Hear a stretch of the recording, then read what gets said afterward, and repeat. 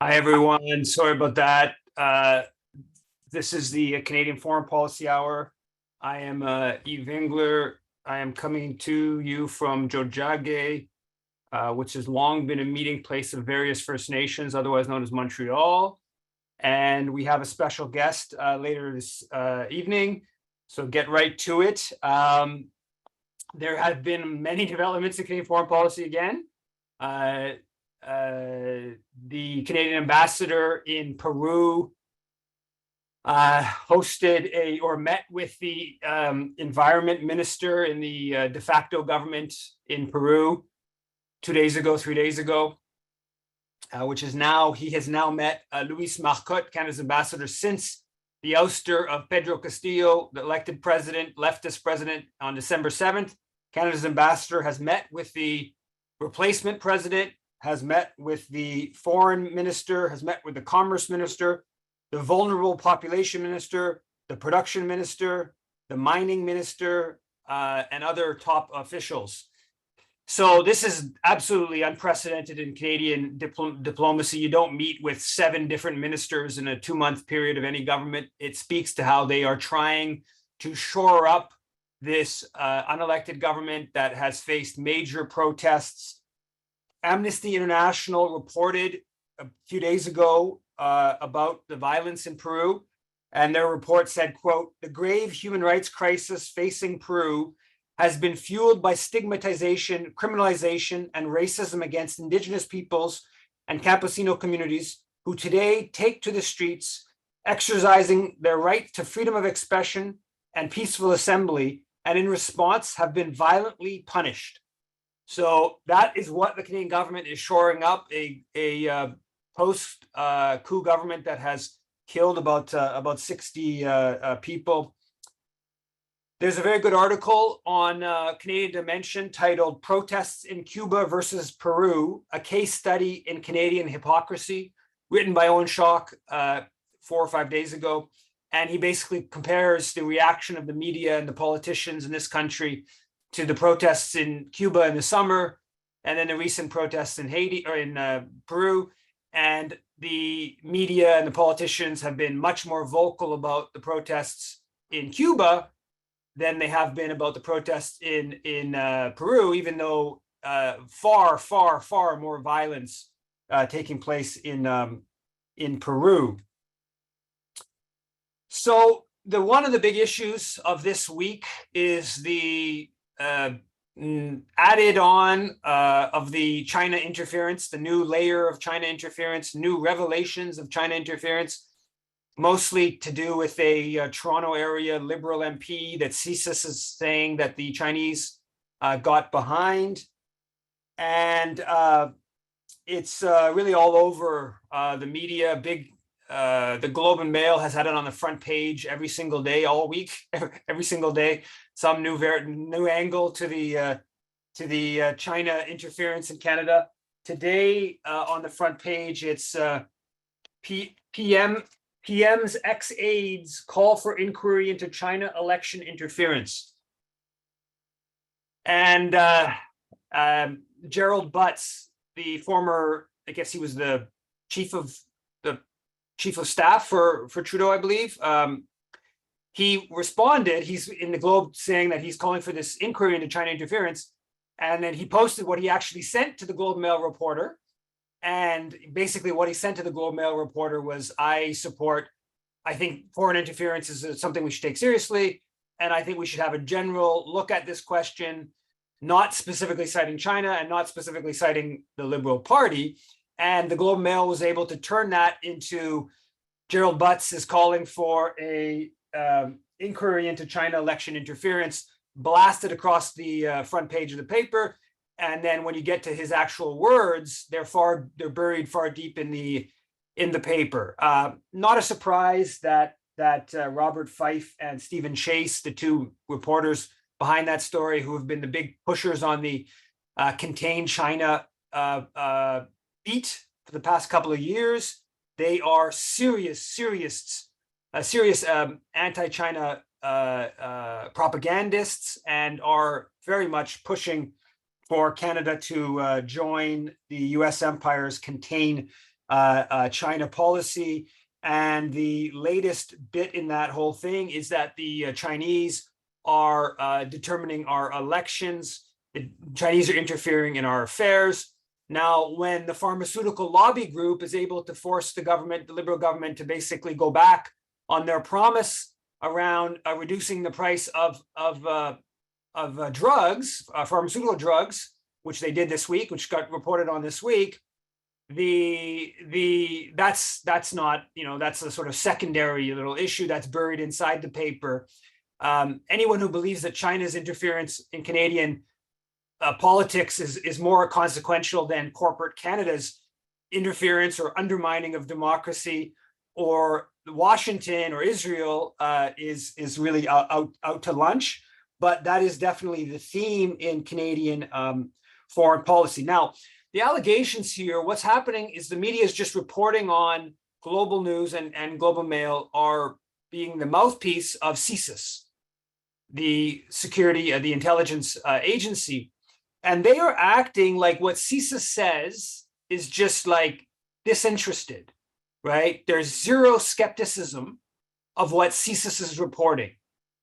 There's no idea that CSIS is, part of the Five Eyes intelligence apparatus with the NSA in the US, and the NSA and the other, well, primarily the NSA, maybe the British and Australians, but primarily the NSA has been pushing Canada for years to get tough on, to ban Huawei, Chinese company, from the 5G telecommunications, that has been pushing Canada to, join the all-out economic war and potentially military war with China that the U.S. is waging. That whole question is just eliminated from the Globe Mail's reporting, global reporting. This is just our democratic-minded CSIS intelligence agency that has no self-interest in increasing its budget, no self-interest in its relationships to its U.S. counterpart, in pushing this anti-China kind of perspective. And it's really fascinating to see how CSIS has just gone, following the prerogatives of the U.S. empire. CSIS was all about, bashing on the Muslims. And as part of the war on terror in the early 2000s, it was all about Muslims and the worry about, Muslim terrorism and targeting. There's all kinds of stories, of course, of CSIS targeting Muslim Canadians and trying to, frame them and engaged in basically in torture abroad and complicit in torture abroad, etc. And now they've shifted, as the U.S. empire has shifted from the war on terror to the contained China policy, and CSIS is really pushing it. And quite frankly, they're engaged in quite an impressive campaign against the Liberal government, who they're basically saying have not gone far enough in joining this anti-China campaign, and that the Liberals, there is a Chinese Canadian community that's a significant community that includes many wealthy people. It's a fairly thriving community as well, not just numerically large, but also has a certain degree of economic power. And basically, this is a way of, and the Liberals have obviously been closest to that community, and this is a way of making that very difficult politically for the Liberals, as part of I believe, a grand U.S. plan. Now, the best way to look at this whole question is to contrast it with interference and the influence of one other country in specific, which is leading the anti-China campaign, which is the U.S. And, you could go on for days and days talking about different ways in which the U.S. has influence in Canada. But I thought the one area that's worth looking at somewhat closely is the question of the Canadian military. And as Tony Seed wrote in 2017, over the last 15 years or more, there has not been one chief of the defense staff, the head of the Canadian military, who has not been vetted or trained by the U.S. Armed Forces. So Rick Hillier, well-known former chief of defense staff, he graduated from the U.S. Army War College, and was first deputy commander of General 3 Corps based in Texas. Walter Natizink, subsequent head of the Canadian military, attended U.S. Army War College and was deputy commanding General 3 Corps, again, based in Texas. And through that position, he helped plan, this is the subsequent chief of the defense staff, helped plan the U.S.-British invasion of Iraq from Kuwait. And then he served as deputy commanding general of the multinational corps in Baghdad that was in charge of 35,000 foreign troops. So a Canadian general subsequently becomes the head of the Canadian military, completely tied into the U.S. military. Tom Lawson, subsequent head of the military, deputy commander of NORAD in Colorado Springs in 2011, 2012, and previously attended United States Air Force Air Command and Staff College at the United States Air Force Air War College. In 2017, the U.S. Embassy in Ottawa sent a memo to the State Department titled Canada Adopts America First Policy. And in that memo to the U.S. State Department, the U.S. Embassy wrote that Andrew Leslie, who was just named secretary to the Minister of Foreign Affairs and specifically in charge of Canada-U.S. relations. So Andrew Leslie, a former Canadian general, it details Leslie's close ties to the U.S. military and basically talks about how close he is to the U.S. empire. It says, quote, he has extensive ties to U.S. military leaders from his tours in Afghanistan. In that same document about Canada adopting U.S. first foreign policy, it talks about Chrystia Freeland, who was just then appointed foreign affairs minister. And what it says, quote, in large part because of her strong U.S. contacts, and goes on to say that her, quote, number one priority was working closely with Washington. The Chinese could they would love to have this level of influence. They would have all these Canadian military generals that were trained at their military colleges. It's a joke. I mean, it's a joke. The idea that U.S. is pushing this idea, which the U.S. is pushing, that Canada, the Chinese have all this influence over Canadian politics. Then if you go into the Five Eyes, which I mentioned, the intelligence apparatus, and how the CSIS and the communications security establishment, this goes back decades and decades. I mean, the Americans and the British basically set up the communications security establishment. They funded it, they trained for decades. Canadian spying stations in Havana and in Kingston, Jamaica, it was all designed to funnel intelligence to the U.S.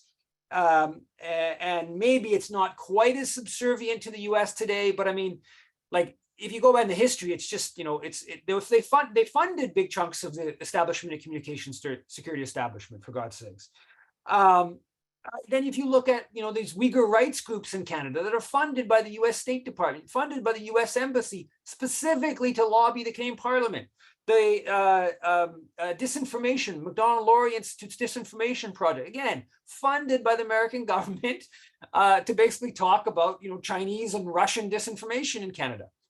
So this whole business of foreign interference and influence in Canadian democracy, I don't at all doubt that the Chinese government is in different ways trying to keep tabs on to what extent they can to influence Canadian politics, but it's inconsequential compared to the U.S. It's inconsequential even compared to Israel. Probably, and if you delve into it, probably even if you get into like the UK and some other countries, maybe even the Saudis. So that question, I mean, it's all over. Probably the Liberals are going to be forced to have this commission that the media is demanding. They have a parliamentary commission into Chinese interference in Canada. Probably the Globe and Global News are going to succeed in forcing the government to have it. And whatever comes out of that, it doesn't matter because it's all designed to lay the basis for we have to target China because China is targeting us, which is what the head of the Canadian military said, that China sees itself at war with Canada or the West, when in fact, the aggressor here is not China. China wants to basically just do capitalist business relations. It's the US empire that wants to move this competition to a potentially to a military sphere, to rally all of the countries in the region, from Japan to Taiwan, Philippines, all rally it all against to try to contain China. That's what's going on now in this discussion. The Globe's reporting on this. They reported on the front page again, as is this is always front page importance. A couple of days ago, they reported that Jean-Pierre Kingsley, the former chief electoral officer of Canada, that he was calling for this public inquiry. Now, I hadn't heard the name of Jean-Pierre Kingsley for a few years, actually since I think Evan Dyer did a piece that quoted him back in 2016 in CBC. And this is a kind of an interesting story, and him being viewed as credible, and it dovetails with the whole U.S. influence in Canada. So Jean-Pierre Kingsley was the former head of Elections Canada, and now, where he came across my radar in a significant way was that he led the Canadian electoral monitoring mission in Haiti in 2006. So after the 2004 coup, the coup government 2 years later finally organizes elections under all this pressure. They keep postponing. They stopped the candidate of Famille Lavalas, Aristide's party, Father Gérard Jean-Just, who was an Amnesty International prisoner of conscience. They block him from running elections. On that whole story is quite interesting, but I'll leave that aside. And so it's the election itself is dubious. The number of voting stations is like cut a tenth, right? There's basically no vote. There's like 700, I think it is, voting stations versus like 6,000 in the previous election. They try to make it hard to vote, et cetera, et cetera. Now, what happens is that René Préval, who was Aristide's prime minister, right at the last minute, he jumps into the election. He was the former president before Aristide in 2000. And so he jumps into the election and he wins. And he wins by like a monstrous margin.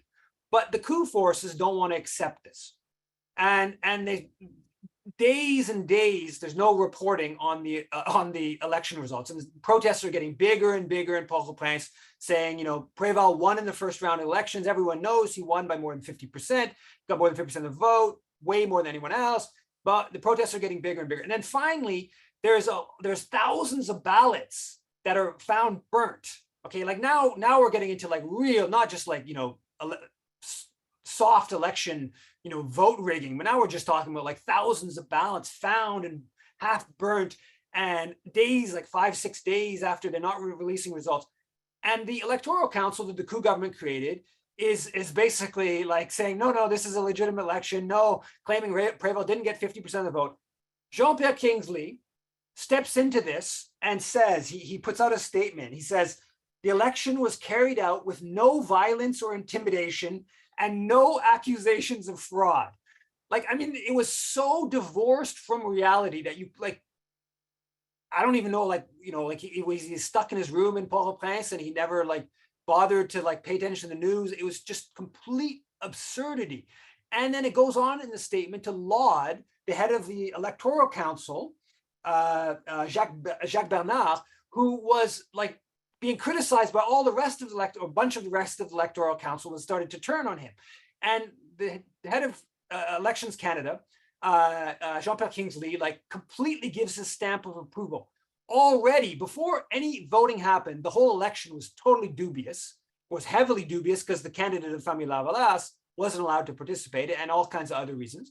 But then it was totally scandalous in the actual functioning of what played out, and he gave his complete buy-in. Now, Kingsley at that time was on the board of International Foundation of Electoral Systems, which is a US-based, Washington-based group that received about 80% of its funding from the US government, okay? And just later on, he steps down from Elections Canada and becomes the head of IFES, based in Washington, and he's in that position for years. It might even be like a decade. And IFES, again, just American government funded group.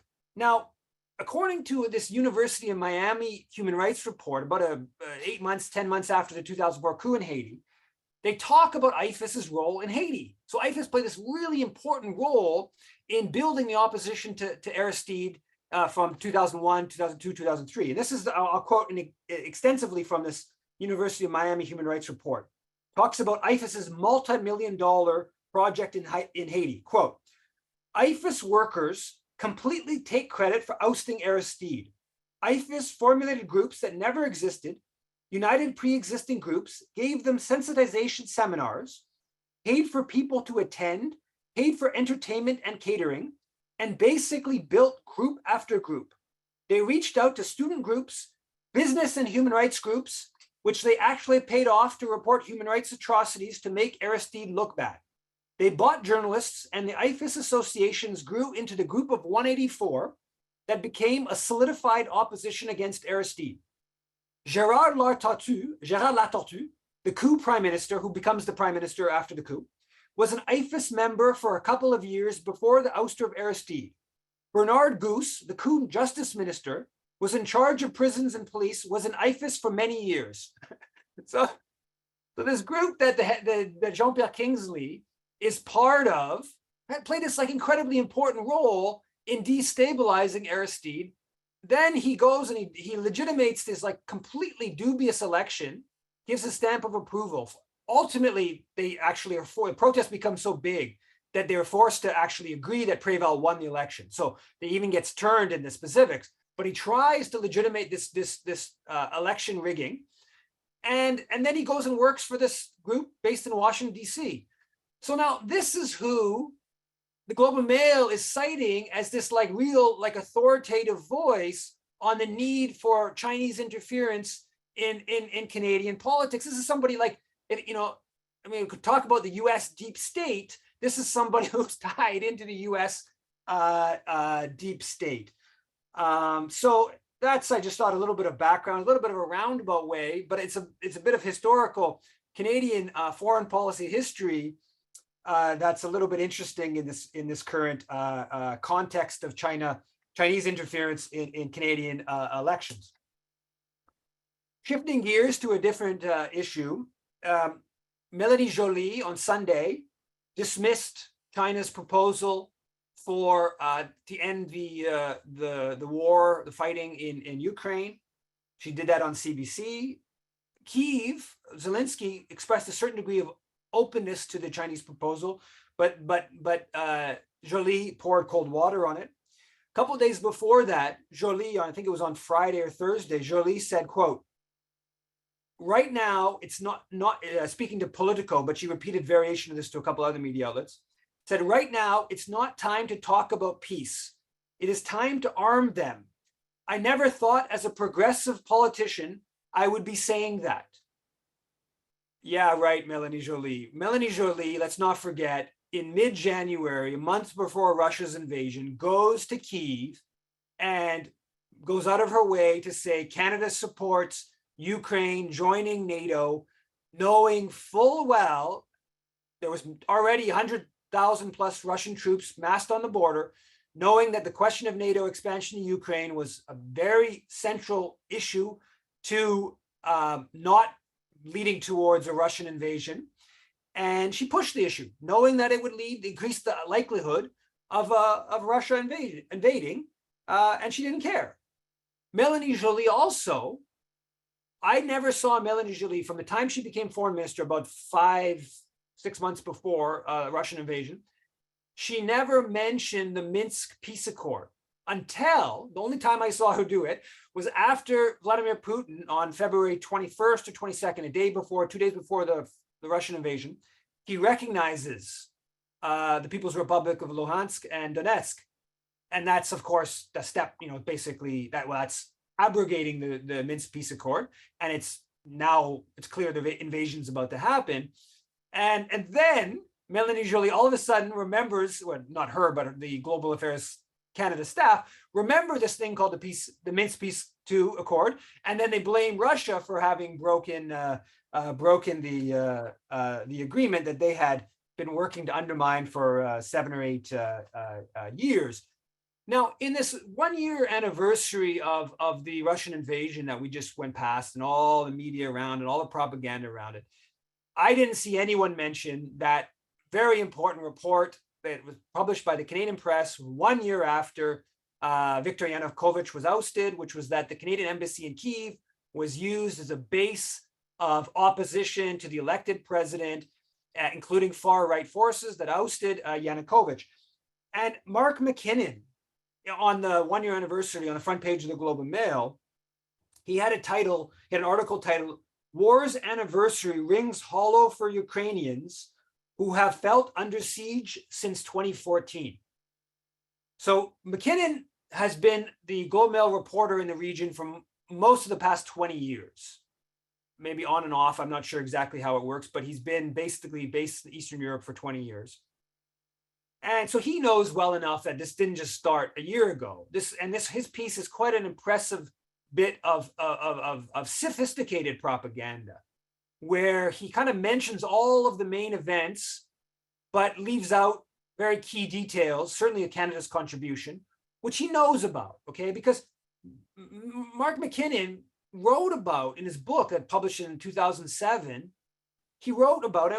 He reported about some of it in the Globe and Mail. He reported about the role Canada played in the Orange Revolution, how the Canadian ambassador in Kyiv, beginning in late 2003, basically brought together, I think, like 15 or dozen different ambassadors to create a group to make sure that Yanukovych didn't win the 2004 election, right? To get a pro-Western leader into office back in 2004. And McKinnon talks about in his book how Canada funded these groups, the Otpor and not the Otpor, what's the Ukrainian one? I'm forgetting the name of the group right now.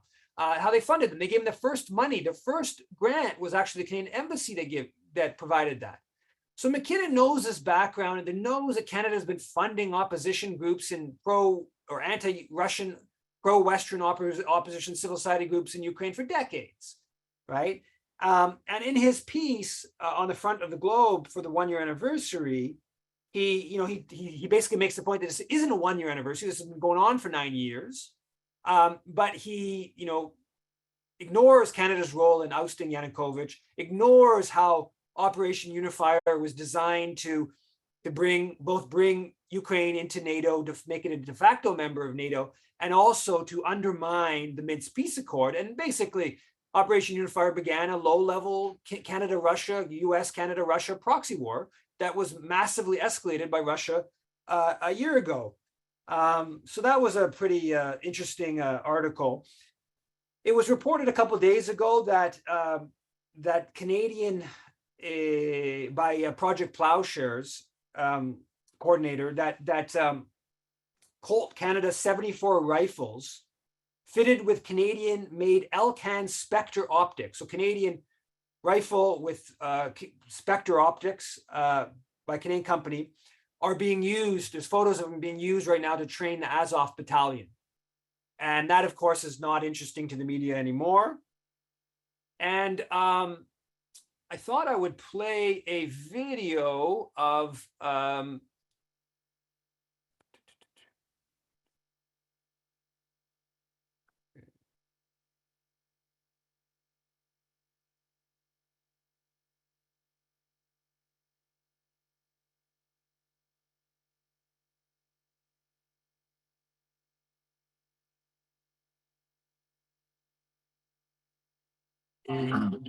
Long reported that Canada sent $2.26 billion in weapons to Ukraine over the past year. Do you support that? Well, it's a decision for the government of Canada. Obviously, we don't have any kind of power on that matter in the National Assembly in Quebec, and for the government of Quebec, I mean, wars should never be an option. But at some point, we won't just look at the Russian army destroying Ukraine and stand on the sideline just saying it's too bad. There's nothing we can do. For the rest, frankly, it's for the federal government to decide. I just would like frankly to see this war over and peace come back to what Do it should be. you agree with the Minsk peace accord, Minsk II peace agreement? That was negotiated with France and Germany back in 2015 to end the war in the east of Ukraine that began after Canada helped overthrow Ukraine's elected president in 2014. So there's been war, there's like 14,000 people killed. So there's war going on for 7-8 years there, Yeah. and the Canadian government worked to undermine the Minsk peace agreement. Are you critical of the Canadian government for having undermined the Minsk peace agreement? Frankly, I'm not in a position and I don't know enough. But you just said you just celebrated the resistance in Ukraine. That's of course. You just- What we want in Quebec is for this war to be over and for democracy and freedom to come back in Ukraine. I mean, For democracy and freedom to end with 2014 when Canada helped overthrow the elected government. I would not go that far. It just started when Russia invaded. Yeah, well, But there was a war going on for 7 years before that. No? That all that history. yeah, Russia invaded 7 years ago. That's right. 9 years. Viktor Yanukovych was elected, and Canada had electoral observers there in 2010 for the elections.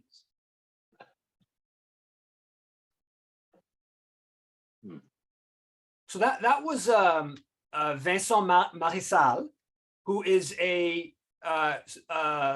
MNA for the